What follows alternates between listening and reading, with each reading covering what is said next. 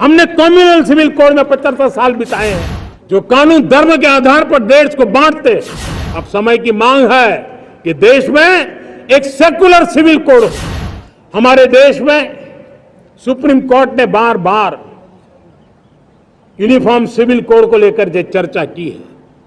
अनेक बार आदेश दिए हैं, क्योंकि देश का एक बहुत बड़ा वर्ग मानता है और उसमें सच्चाई भी है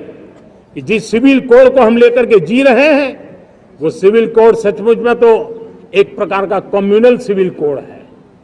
भेदभाव करने वाला सिविल कोड है। ऐसे सिविल कोड से जब संविधान के 75 वर्ष मना रहे हैं और संविधान की भावना भी जो हमें कहती है करने के लिए, देश की सुप्रीम कोर्ट भी हमें कहती है करने के लिए, और तब जो संविधान निर्माताओं का सपना था, उस सपने को पूरा करना हम सबका दायित्व है। और मैं मानता हूं इस गंभीर विषय पर देश में चर्चा हो, व्यापक चर्चा हो, हर कोई अपने विचारों को लेकर के आए और उन कानूनों को, जो कानून धर्म के आधार पर देश को बांटते, जो ऊंच नीच का कारण बन जाते हैं, ऐसे कानूनों को आधुनिक समाज में कोई स्थान नहीं हो सकता है। और इसलिए मैं तो कहूंगा अब समय की मांग है कि देश में एक सेकुलर सिविल कोड हो।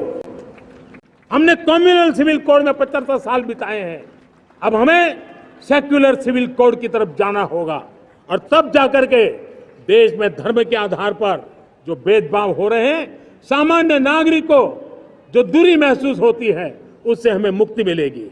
मेरे प्यारे देशवासियों, जब मैं देश में एक चिंता हमेशा कहता हूं, परिवारवाद, जातिवाद भारत के लोकतंत्र को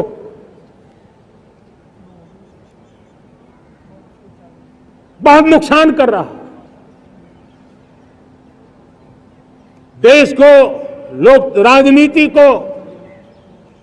हमें परिवारवाद और जातिवाद से मुक्ति दिलानी होगी। आज मैं देख रहा हूं मेरे सामने जो नौजवान है, उसमें लिखा हुआ है माय भारत, जिस संगठन का नाम है उसकी चर्चा लिखी है, यहां बहुत बढ़िया तरीके से लिखा हुआ है। माय भारत के अनेक मिशन है। एक मिशन ये भी है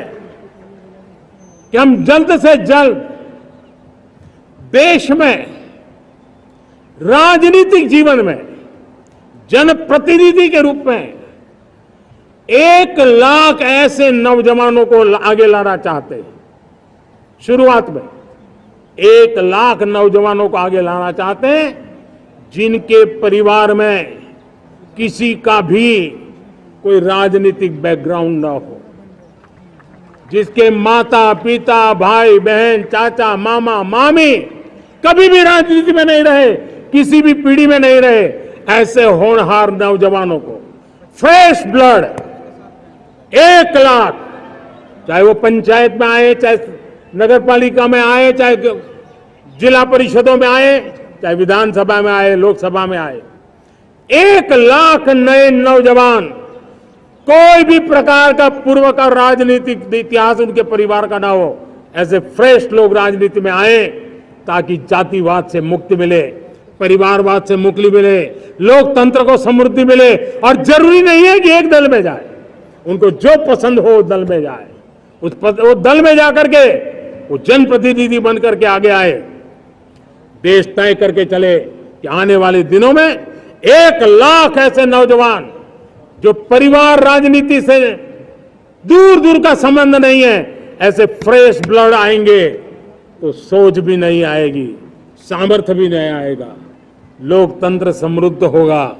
और इसलिए हमें इस दिशा में आगे होना है। आजादी के पूर्व 40 करोड़ देशवासियों ने वो जज्बा दिखाया, वो सामर्थ्य दिखाया,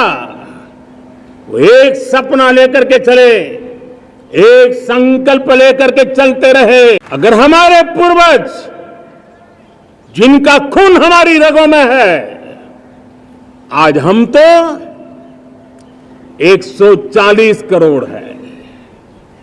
अगर 40 करोड़ गुलामी की बेड़ियों को तोड़ सकते हैं, आजादी लेकर के रह सकते हैं, तो 140 करोड़ देश के मेरे नागरिक,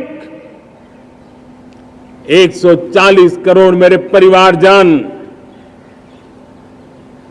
अगर संकल्प लेकर के चल पड़ते हैं, एक दिशा निर्धारित करके चल पड़ते हैं, कदम से कदम मिलाकर, कंधे से कंधा मिलाकर अगर चल पड़ते हैं,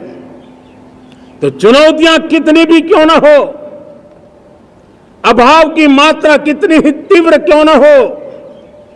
संसाधनों के लिए जूझने की नौबत हो तो भी हर चुनौती को पार करते हुए हम समृद्ध भारत बना सकते हैं। हम 2047 विकसित भारत का लक्ष्य प्राप्त कर सकते हैं।